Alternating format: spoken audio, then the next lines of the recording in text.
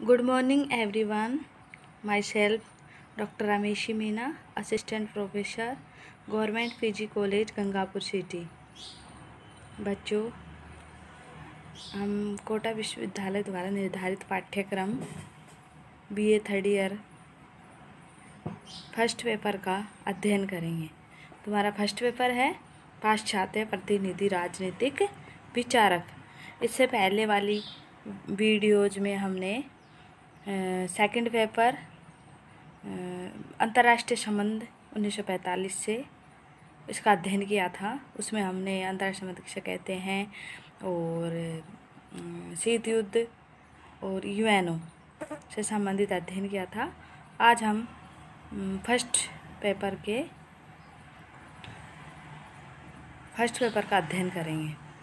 इसमें हम प्लेटो के जीवन परिचय का सबसे पहले अध्ययन करेंगे। तो सबसे पहले तुम्हें क्या करना है बच्चों, कोटा यूनिवर्सिटी की साइट पे जाके इसके सिलेबस को निकालना है। और तुम्हें पता होना चाहिए कि हमारे प्रथम प्रश्न पत्र में उसके सिलेबस के अनुसार क्या क्या है। तो हमें दोनों पेपर यानी फर्स्ट और सेकंड दोनों का सिलेबस पता होना चाहिए।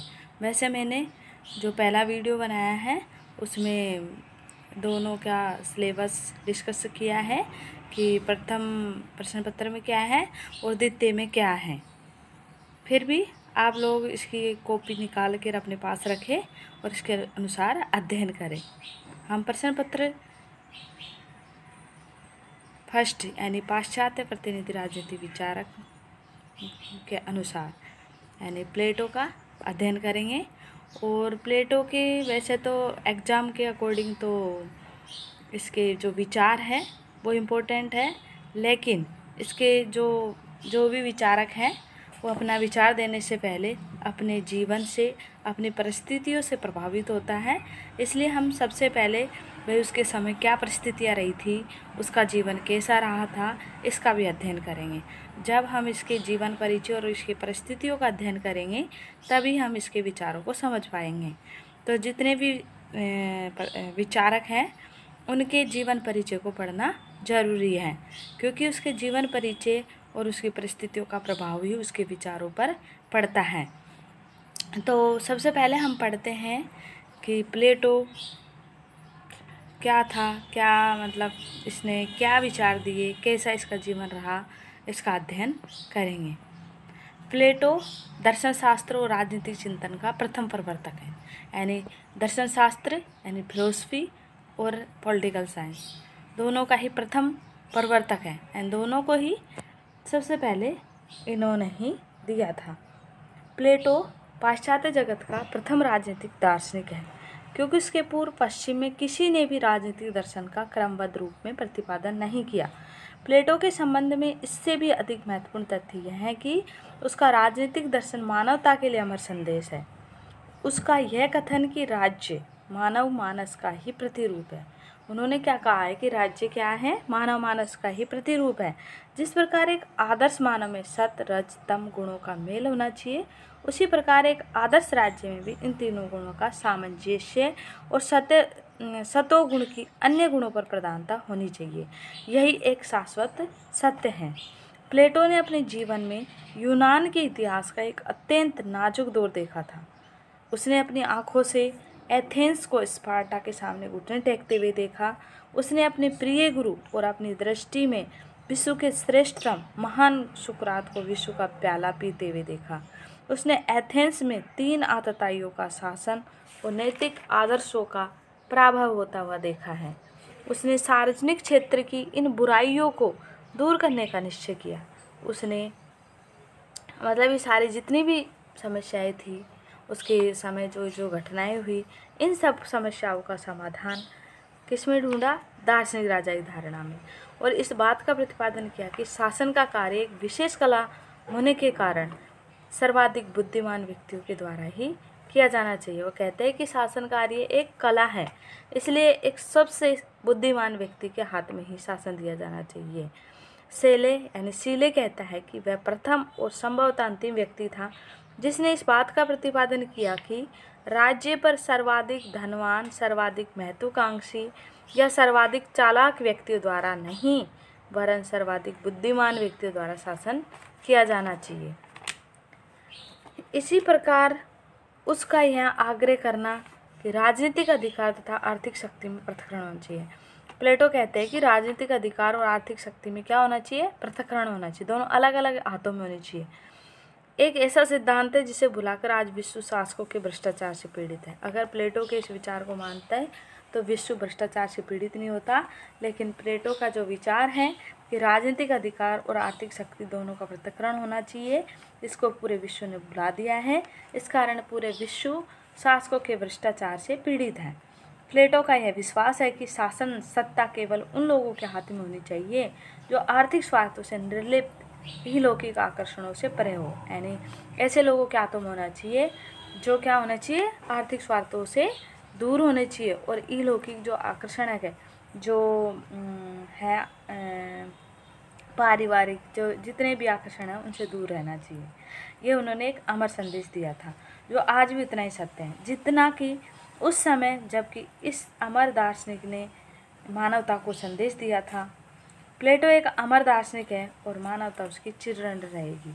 मतलब उसने दो इम्पोर्टेंट दिए थे कि एक तो जितनी भी उसके समय समस्याएं दिखी थी उनमें उसने एक दार्शनिक राजा का ढूंढा, और दूसरा उसने कि कहा था कि राजनीतिक अधिकार और आर्थिक शक्तियाँ दोनों अलग अलग होनी चाहिए। ठीक है, उसके बाद हम पढ़ते हैं प्लेटो का जीवन परिचय। प्लेटो का जन्म 428 ईसा पूर्व में एथेंस में एक कुलीन परिवार में हुआ था।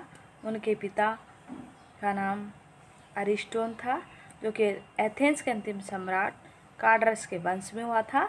उनकी माता का नाम पेरी कलितियोन था और उसे उच्च कुल वैभव, आदित्य सौंदर्य, शारीरिक स्वास्थ्य, प्रखर बुद्धि, सभी प्रकार का सौभाग्य प्राप्त था। उसका वास्तविक नाम था अरिस्तोक्लीज, किंतु उसके खूब भरे हुए चौड़े कंधों के कारण उसके व्यायाम शिक्षक ने उसे क्या नाम दिया? प्लेटो, और कालांतर में यही नाम प्रसिद्ध हो गया। वैसे इनका वास्तविक नाम तो अरिस्तोक्लीज था, लेकिन इनका जो चौड़े कंधे थे उसके कारण इसके व्यायाम शिक्षक ने इसका नाम अरिस्तोक्लीज रख दिया। प्लेटो की हम शिक्षा, मतलब प्लेटो ने कैसे शिक्षा प्राप्त करी, इसका अध्ययन करते हैं।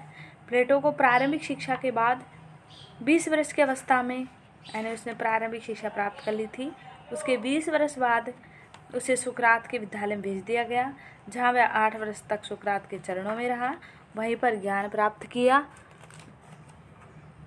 और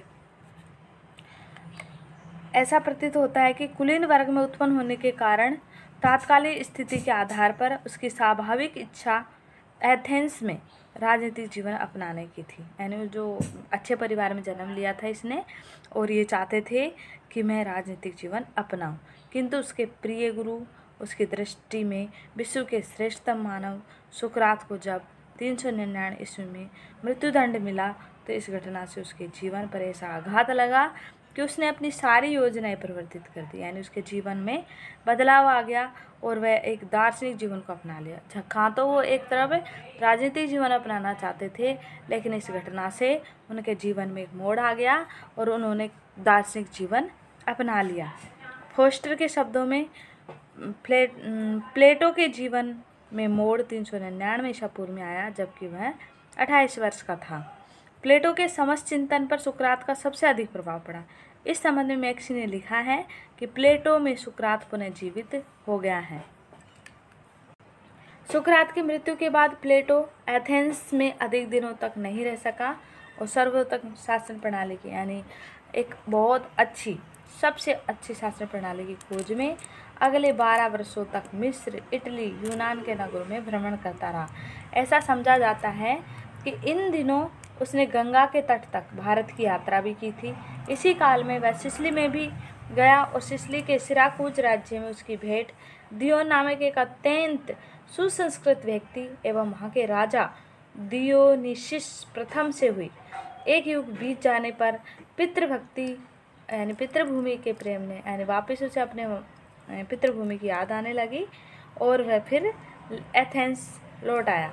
सुकरात की मृत्यु के ठीक 11 वर्ष बाद विदेश यात्रा से लौटकर प्लेटो ने 388 ईसा पूर्व में एक यानी उसकी सुकरात की मृत्यु के बाद वापिस विदेश भ्रमण करने के बाद एथेंस में आकर इन्होंने 388 में एक शिक्षणालय और अकादमी एंड शिक्षण संस्था की स्थापना करी, जो यूरोप का प्रथम विश्वविद्यालय कहा जाता है।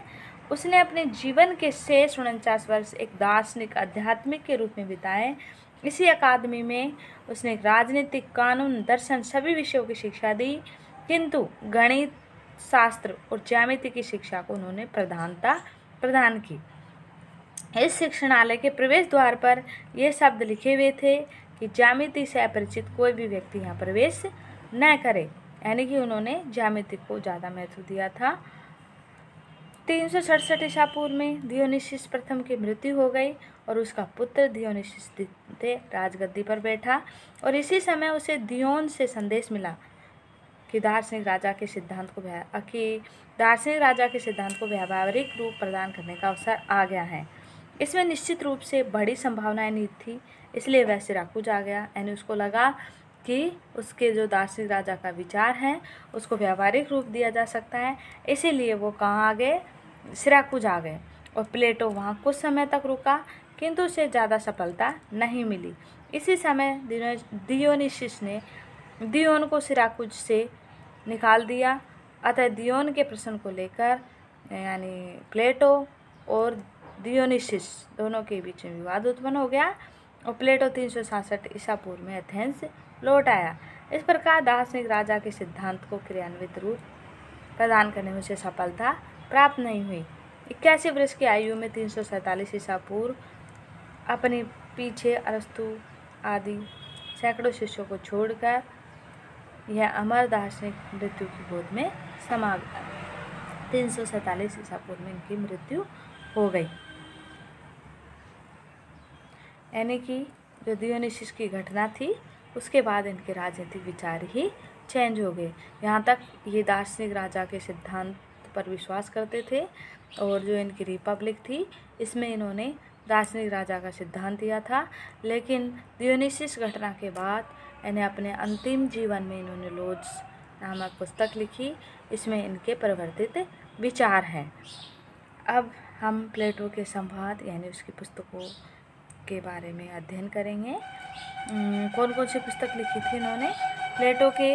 वैसे तो जो इनकी पुस्तक थी वो किस में थी, प्रश्नोत्तर रूप में थी, संवाद रूप में थी, वार्तालाप शैली में लिखी हुई थी, इसलिए इनको संवाद शैली के रूप में भी जाना, मतलब इनकी जो पुस्तकें हैं इनको संवाद भी कहा जाता है।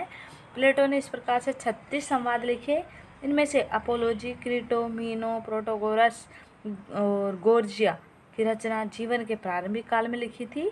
34 वर्ष की उम्र के पूर्व की थी ये सारी। रिपब्लिक, फेडो आदि 20 वर्ष की अवस्था तक थी। स्टेट्समैन, फिलबस, क्रिसस, लॉज की मृत्यु के बाद प्रकाशित हुई थी कि रचना उसने अपने जीवन काल के अंतिम चरण यानी 60 वर्ष की उम्र के बाद की थी। उसके राजनीतिक विचारों का ज्ञान हमें रिपब्लिक, लॉज और स्टेटमैन से मिलता है। यानी रिपब्लिक, लॉज और स्टेटमैन में इन्होंने अपने राजनीतिक विचार दिए हैं। और इनके अपोलोजी और क्रीटो में भी राज्य और व्यक्ति के संबंधों के बारे में मिलता है। इनके सबसे जो इम्पोर्टेंट, जो सबसे प्रमुख ग्रंथ है, सबसे प्रमुख संवाद है वो कौन सा है, रिपब्लिक है।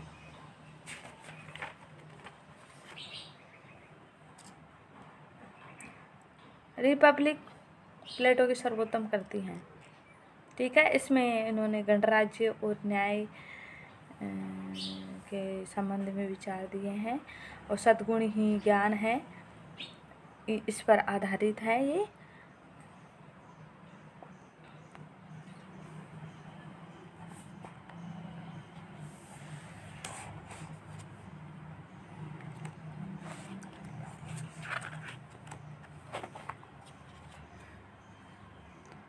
ठीक है बच्चों, इसके आगे हम कल अध्ययन करेंगे।